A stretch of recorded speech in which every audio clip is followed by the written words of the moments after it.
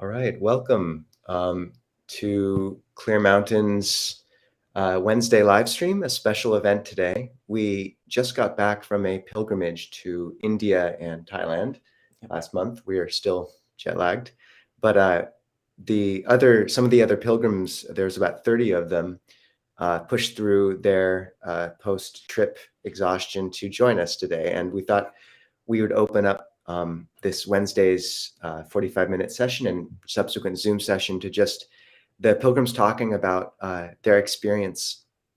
A big part of the goal of the pilgrimage was to begin Clear Mountain's aspiration from the feet of the masters and the root of the Bodhi tree, and set the aspiration from the source of the tradition.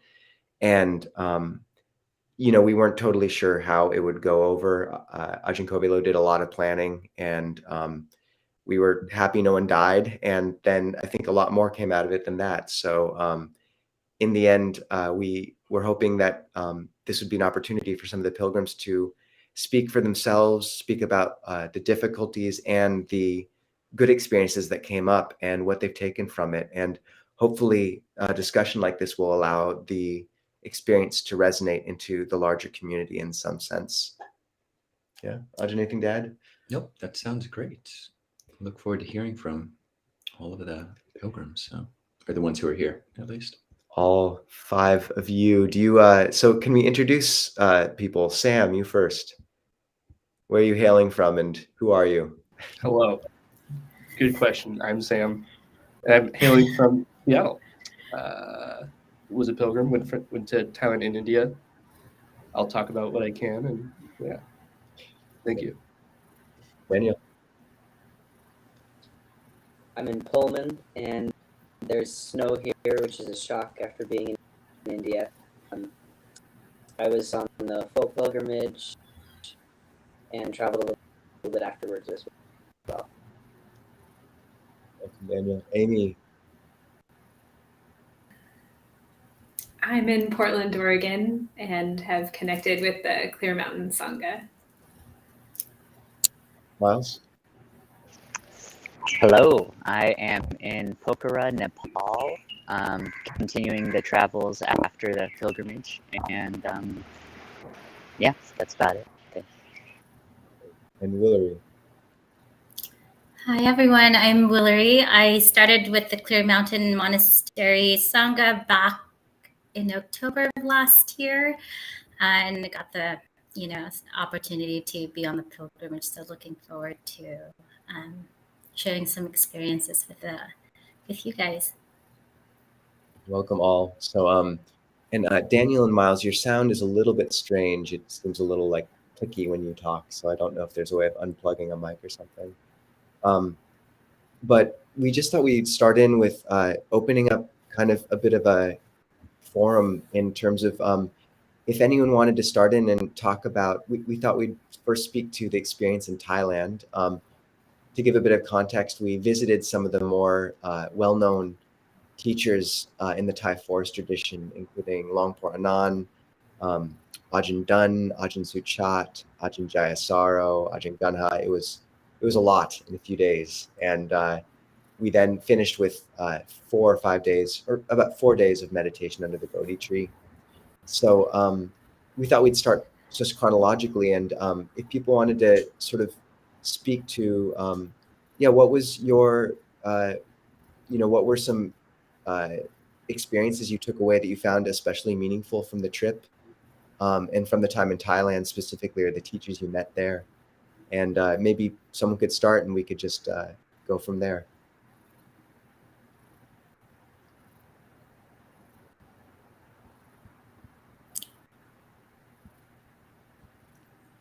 I think just having the people, the group, and seeing everyone arrive. I was really sick when the pilgrimage. I arrived at Wat Mapchan a bit early, and there's a big hill to walk up. They housed us in this beautiful looking the Chetty site, which is a very beautiful inn and walking up the hill from there was almost impossible, or from the main meal area. But because I was sick, I got out of chores. People kept, group members as they arrived were bringing me things, and there were some other ones, like cough drops and medicine and electrolyte solutions and snacks. It really warmed my heart. I got some tea bags from mine. One of them had a little, like a quote on it that said, unexpected, and I just smiled because I knew that, like, I was being taken care of pilgrims in Thailand, no less, in this beautiful place with these, and I really appreciated the group members who were all really caring. Thank you, Daniel. I think the sound is still a bit strange for you, so we'll see if it can be fixed as well. Anyone else around some, like what experiences did you find especially meaningful in the trip? And like either your best or your most difficult experience, or just something you'd like to bring up from the Thailand portion. I can go next. Ajahns, I think it sort of follows Daniel's reflection. I think one of the first impressions that I had was just how beautiful and strong a Sangha is. And that was, first,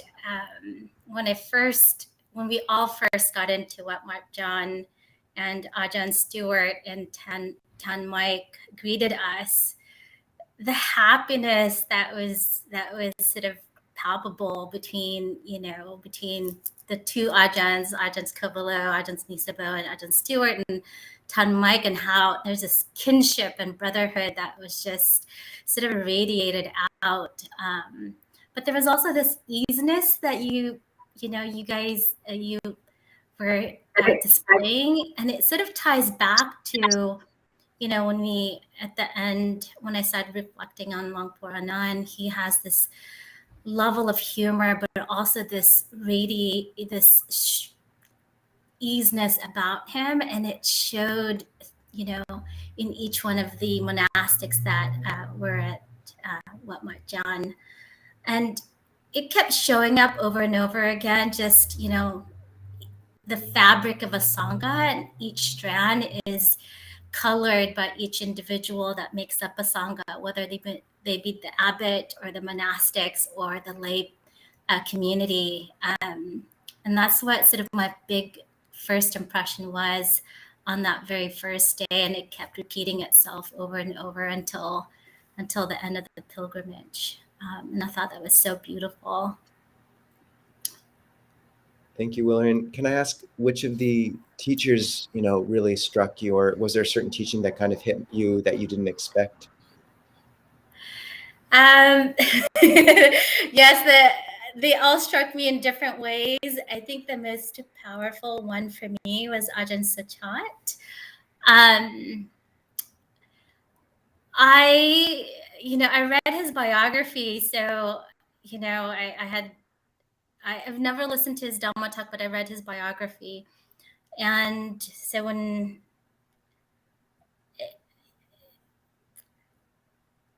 I think if I was just summarizing, maybe I can explain a little bit more in detail at some point in this talk. I just felt like he spoke to each one of us individually without even speaking. I think you'd hear that from a lot of the pilgrims, where, some sort of felt this energy, and some also felt like things shifted just right for them so that they are allowed to kind of pursue their path. There was a lot of that, but mine was more visual, in that, it was sort of something that I saw with my eyes that sort of shook me, and I wasn't expecting that. And luckily I was in the back because, I just think I had to cry and just I was definitely crying because it was that profound for me. And I didn't realize later until, one of our community members and Pilgrim, Juanita, told me, they can actually teach you without actually verbalizing it. And I was like, just kind of floored by that. But that was one of the most significant sort of experiences I had.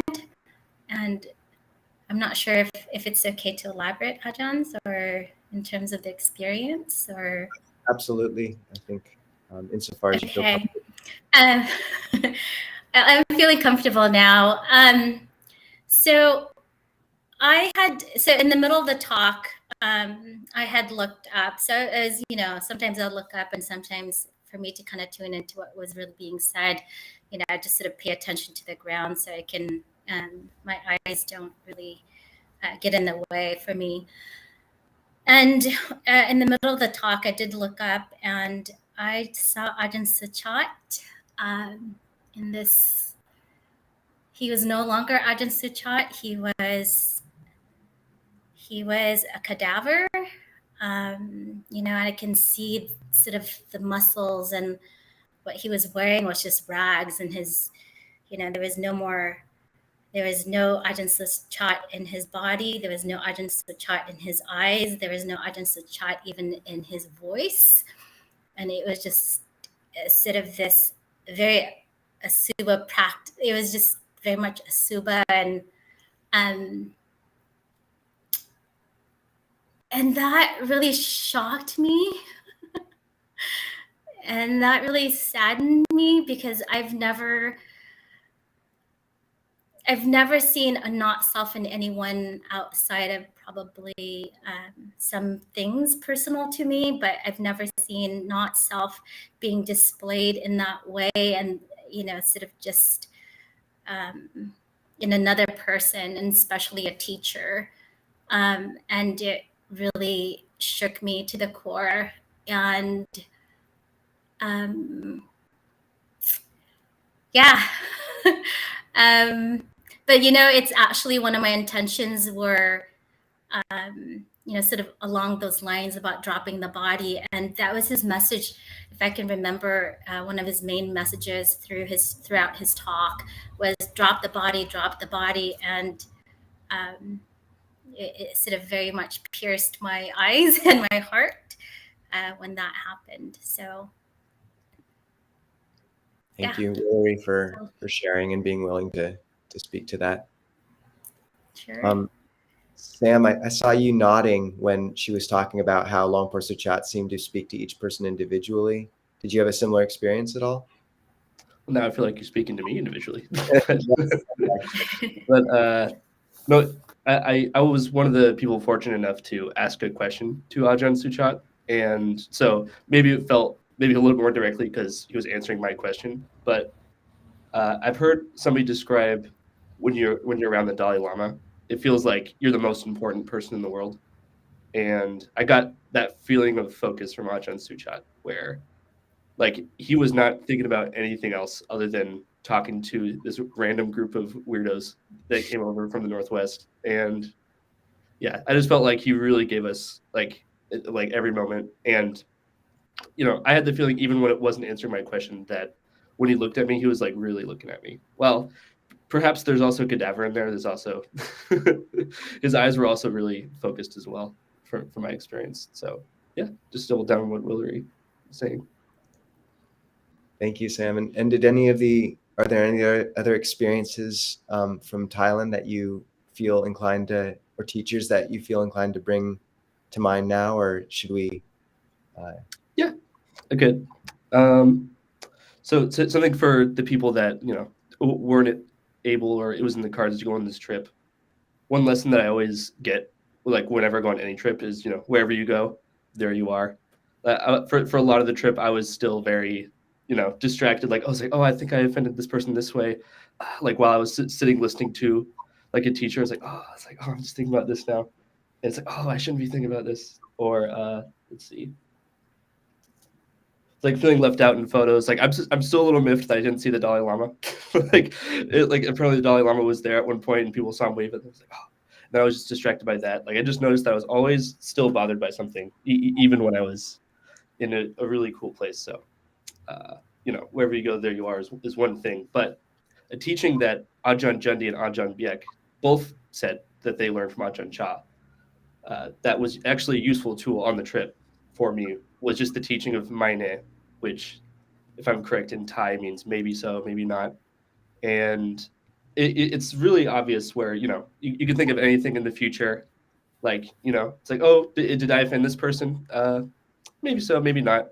But the way, like, just because it is a possibility in my brain, like I think about it constantly. But this obvious teaching of uncertainty, just like you know it like intellectually, but when you like hear it from a person who you could tell is more like aware, or at least is like here for you, and has this huge beautiful temple and this tradition and all these lay supporters, that hey, you maybe not so, maybe so, and it's like, oh, you're right. So like literally on the trip, like I would have these anxious spirals, and after seeing Ajahn Jundi was the first teacher to say it, I was like, oh, you're right, that's cool. So I mean that's one teaching that was doubled down by multiple people. So yeah, give more space to other people. Thank you, Sam. Yeah, do others have experiences they can speak to, or things that come up? Yeah, so I'd love to hop in. How is my sound though? I can try my iPhone microphone if this one isn't working well. It's a bit clicky. Yeah. Let me try switching. It'll take 1 second. If someone else wants to tap in the meantime. How's this? Oh, that's much better. Yeah, great. So now your voice is coming out of my phone as well. So I'm gonna take my earbuds out.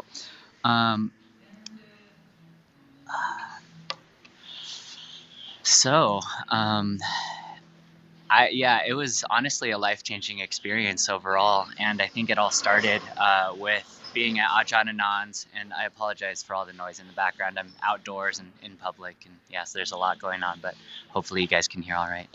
But yeah, it all started at Ajahn Anand's, and he was very generous with his time.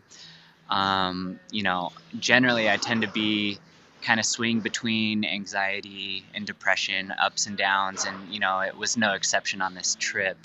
But I was trying my best to be as present as possible, but I definitely get carried away. But there was something about being in front of Ajahn Anand in particular for me that really felt like I was at I guess like at the feet of one of my masters. I felt that way about all of the ashrams that we visited in terms of them being at the feet of the masters, but it really felt like I was speaking more to someone who was really understood me and just everyone, humans, at a very deep level. And people talk about how he has these special abilities and everything, and it certainly felt that way. He's has a very special mind and ability to care for others. And so in particular, I asked him a question during one of our Q&As about how about every 3 months I waffle back and forth between wanting to ordain and thinking that, and then also waffling the other way and thinking that my place in this life is as a lay person, that I would make the most spiritual progress in that sort of setting. And his answer to that question was really wonderful. His initial answer was basically, don't worry about it, take your time and build your paramis, and just don't worry about it and just build your paramis. And so that was a really nice answer to hear, because I tend to feel like, oh, well, I'm 32, like I got to figure my stuff out, and I need to figure out if I'm going to ordain like yesterday. And so it was really nice to just hear from him, like, just relax, take your time, build your paramis, don't worry about it. And then there were a couple more questions after mine, so a few more minutes passed, and at about the end of the Q&A, he asked my name, which already kind of put me on the spot. Like, oh gosh, like why is he asking my name? And so I tell him my name, and he's like, Miles, set your heart on ordaining. And everyone in the group was like, oh, and kind of laughing. And, there very much was like, it was a little bit of embarrassment, but honestly, I was really surprised that there was a lot of joy that came up when he said that, because it just felt like, like he had confidence in me and faith that I could be a good monk if I were to ordain. And so that definitely, I at that point in time, I was leaning more towards being a lay person. And then after that, I was like, oh, shoot, well, I guess now I'm swinging back in the other direction again. So, it was a really beautiful moment. And that joy, carried on for a day or two maybe, and still even reflecting on it, is very joyful. So the joy still carries on to this moment. And there's another moment in Thailand that sort of ties in with this. I don't want to take up too much time, but can I maybe Please. Plow through that quick story? Don't plow through it. Take your time. Okay. So the next most impactful part of the trip for me was with Mechi Panyasiri, who we had a Q&A with. I think for almost everyone, if not everyone, she was a highlight of the trip. I mean, she was very intense and fiery in the best way. I mean,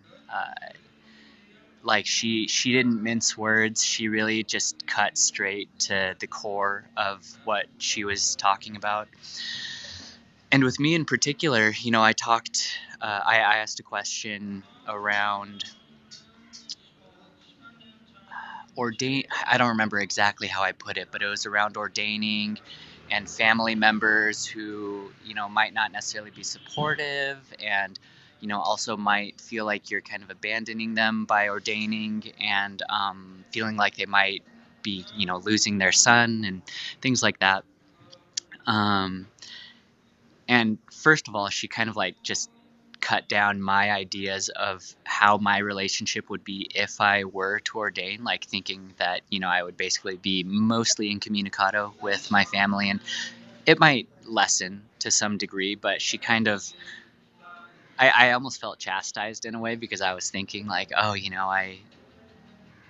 I won't be talking to my family as much, and there's even a part of me that's kind of like, oh, that'll be nice, as awful as that sounds, but there's a part of me that's like, I just kind of want to separate, I guess, and so I felt kind of called out in that regard, and she really oriented me towards, just caring for my family, and even doing that in the monastic form, and so I felt a little chastised, rightfully so, in that regard. And I don't think that's how she meant it, was to chastise me. But it was really good, and it was well said by her. It wasn't spoken with any, I didn't feel like it was negatively spoken. But that also dovetailed into her answering some questions or things that I didn't ask, which is where it really got interesting. Because I don't know that if she was reading my mind or anything, or if she just really has an uncanny ability to see the minds of others through their body language and their speech patterns and things like that, because I think that can be really powerful as well. But it certainly felt like she saw how weak my practice was and how much more seriously I needed to be taking it. And one of the things that she said was if you're lazy as a layperson, you're going to be lazy as a monastic. And I was like, oh God, that's so true. And, I was thinking about all the ways in which I've, been shirking my responsibility to, be a good Buddhist, essentially. And, I got to go easy on myself in some regards, but I think I've been too easy on myself. And so... yeah, she just really, really inspired me to take my practice much more seriously. And so the next part of the story kind of goes into the India part of the trip. So, but it does dovetail off of that. So I'll just open it up to others. That's good, and I think that'll also allow the sound got a little weird towards the end there, Miles. So there may be some way to remedy that before we get to hear the addendum as well.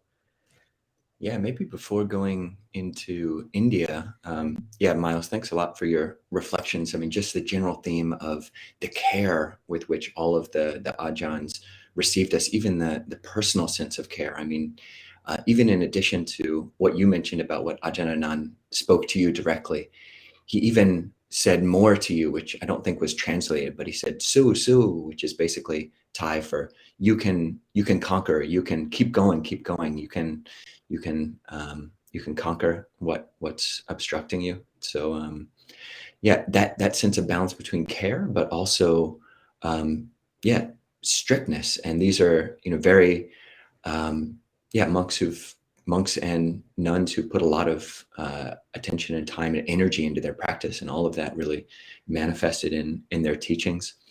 How about before we go to India, Amy, do you have any reflections about Thailand? Highlights or difficulties? Let's see. I think the long plane flight and then like sleeping on the floor at Ajahn Anand's, getting up at 4 a.m. for puja, like it kind of hit me, when we first arrived. And what's funny is like the memory that kind of cuts through all the like sensations of physical discomfort.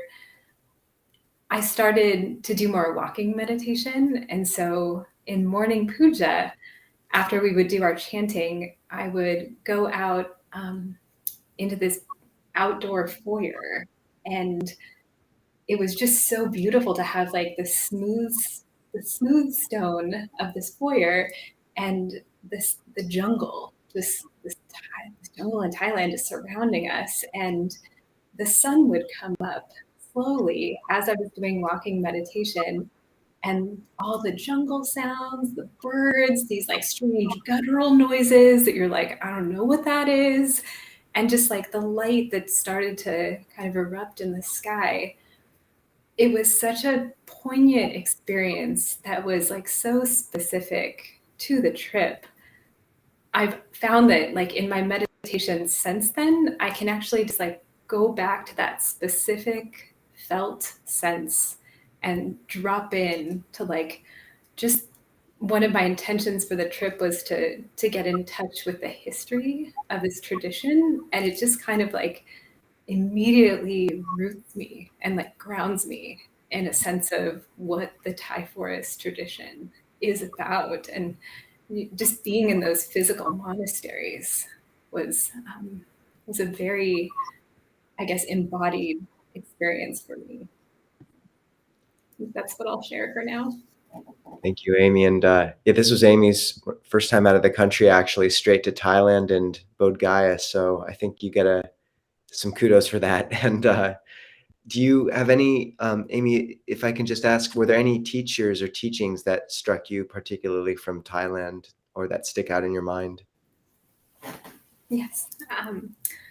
I didn't actually get to see Ajahn Suchart in person because my buddy Sattva, we had to quarantine because of COVID for COVID reasons. And so it happened that it was my loved one. So we were at a resort staying on the Ajahn Anan online schedule. So we were still meditating outside in these like beautiful outdoor verandas. And thankfully the Pilgrims were recording these talks. And so I had a very similar experience to Willery of hearing Ajahn Suchart and actually feeling like a teaching was being given directly to me. And I think Mike messaged the group to say like, Amy's heard the Dhamma, like she's found it. And that was like very much a turning point for me in the trip where I was just like tears streaming down my face, and different Dhamma talks we would listen to after that were just like really kind of like pierced into my heart. And that feeling has not gone away since the trip as well. So that has definitely been a lasting experience.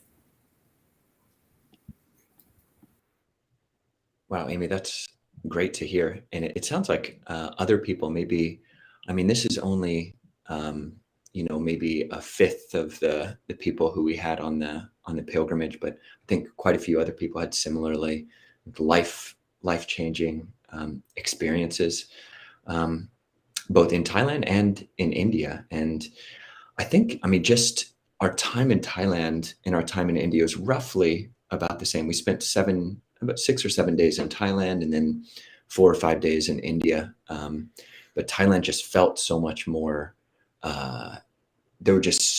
we visited, 7 or 8 different practice centers or monasteries. So the variety of experiences were a lot there, but we're about 2/3 through the conversation.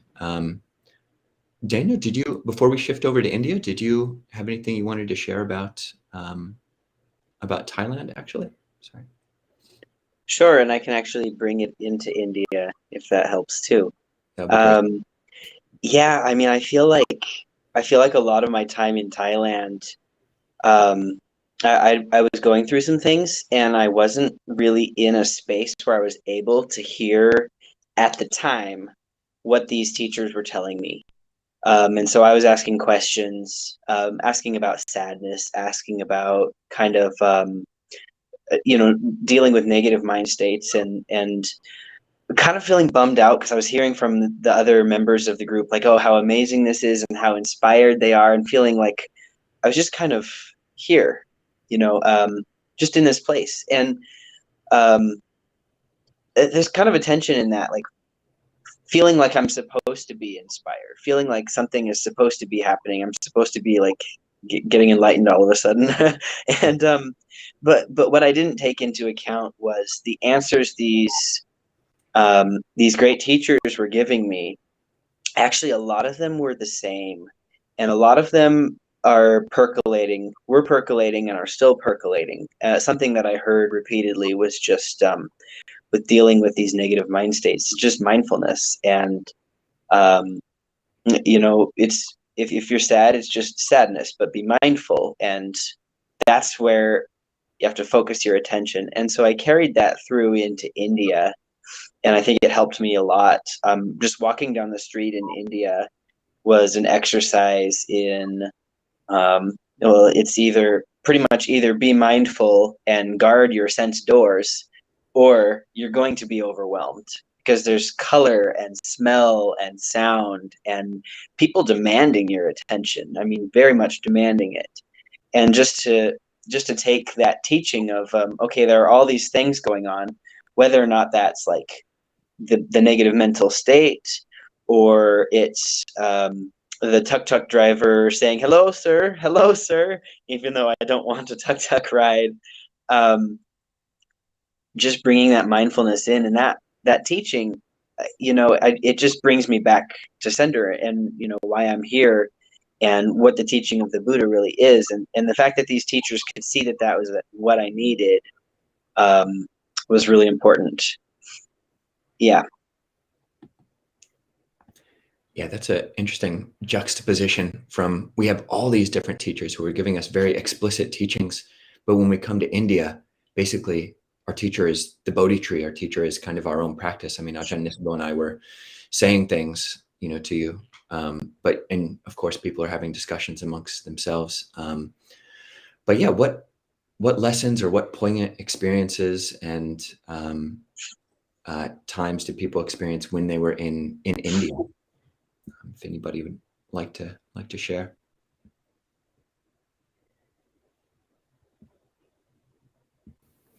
I'll jump in really quick.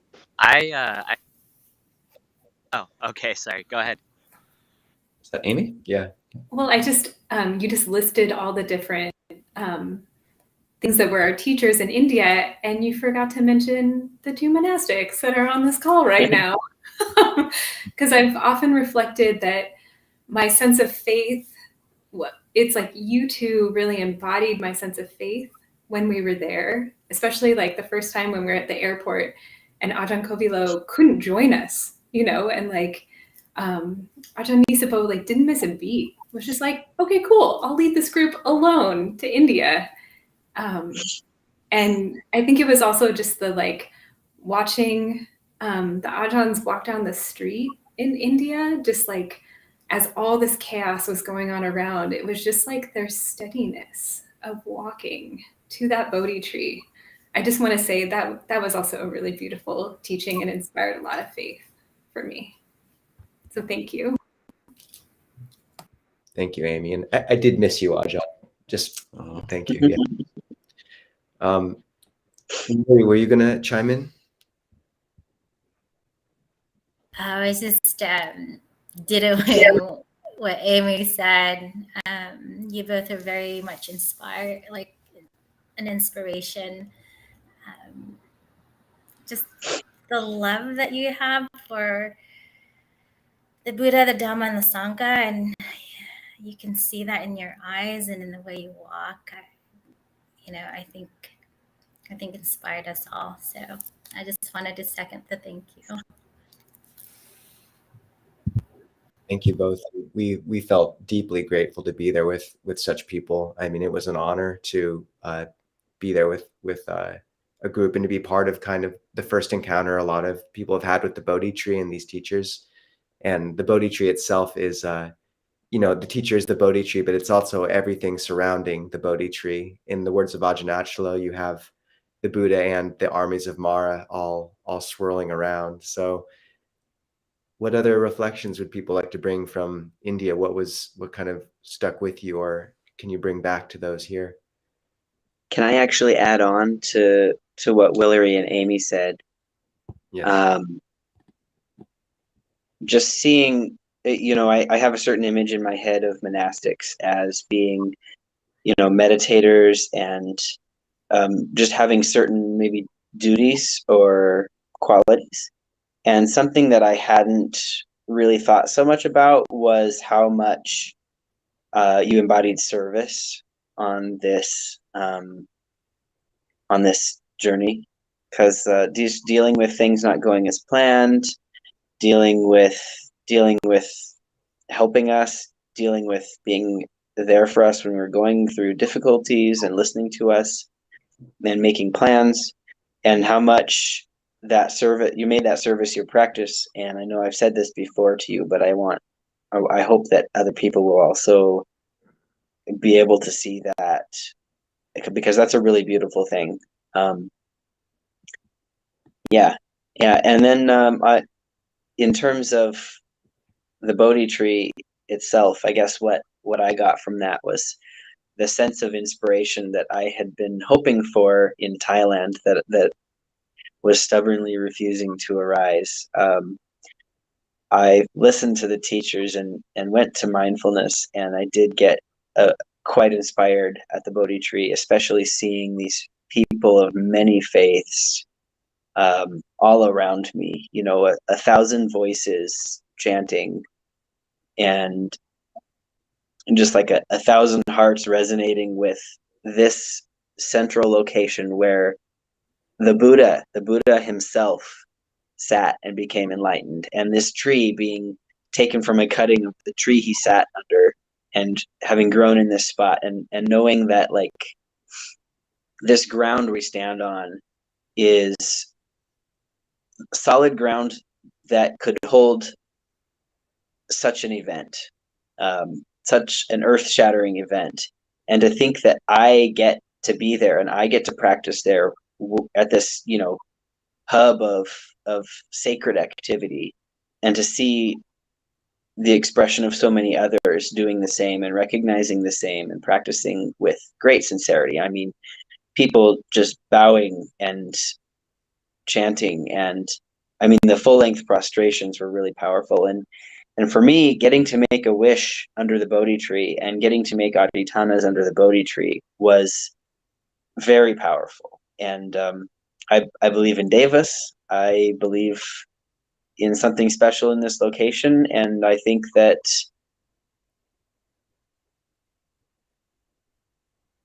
there was more power to the intentions I set there than there would be had I been somewhere else. And a great deal of I mean, just I feel myself bowing to this place. Yeah, thank you, Daniel, Willery, and Amy. Yeah, beautiful, beautiful words. And gosh, we did so much bowing. We did so much bowing over the 2 weeks. And your words about, what Ajahn Nisabho and I were doing throughout the trip. I mean, there was service there, but there was also reciprocal service. I mean, we were being looked after so well by all of you. I mean, anyone who's ever traveled around Thailand, there's lots of riding in these big old vans, and there's pit stops, there's gas stations everywhere. And every time we would stop, we would have 3 or 4 of the different pilgrims offering us coconut water, or our bags became completely overloaded. We couldn't really get back to the van filled easily. up pockets of cans in every pocket. So yeah, we felt really looked after by you. And the group harmony, I mean, as people are mentioning, Bodh Gaya, for people who haven't been there, is just thronging with different types of practitioners from every Buddhist country and non-Buddhist country doing any conceivable type of devotional practice.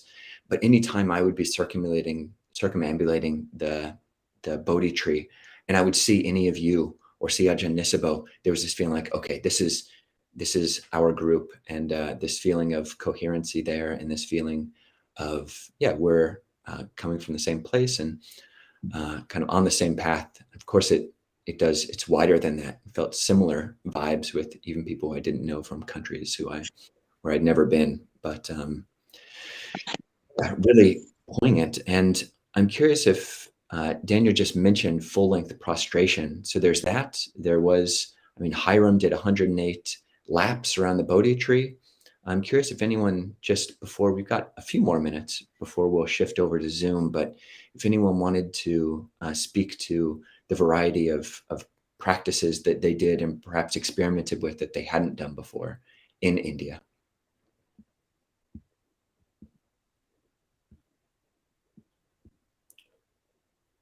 Or other reflections which you still have from Bodh Gaya as well. That's okay.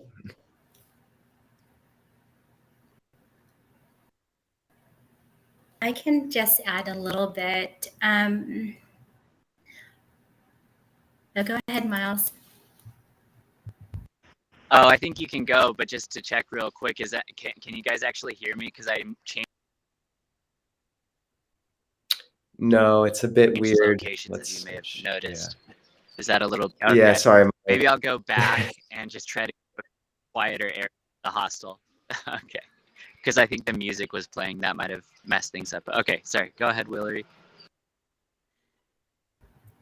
I think it was fortunate on the first day that the first when we went in, and I think it starts around 5:20. There's this chant that happens inside the temple, and I happened to serendipitously stay for that chant. I didn't know they were going to chant, and that chanting was so beautiful. It just sort of resonated within the temple, and I made a commitment to do that every morning while I was there, and it set up the tone for the rest of the day. So that's one of the different things that was sort of poignant for me. The other two were, I have never it wasn't a full length prostration, it was half length. And that was so beautiful to just really bow down to the Buddha, the Dhamma, the Sangha, and all the things that sort of just put you on this path, all the events, the people, the teachers that really got you there. And it was so beautiful to have reflected on that as I was doing these 108 halfway prostrations. The other thing that I was thinking about too is wow, those prostrations really they're a good work. It works your thighs, and I'm I can't even imagine what the full length prostration is going to be like. But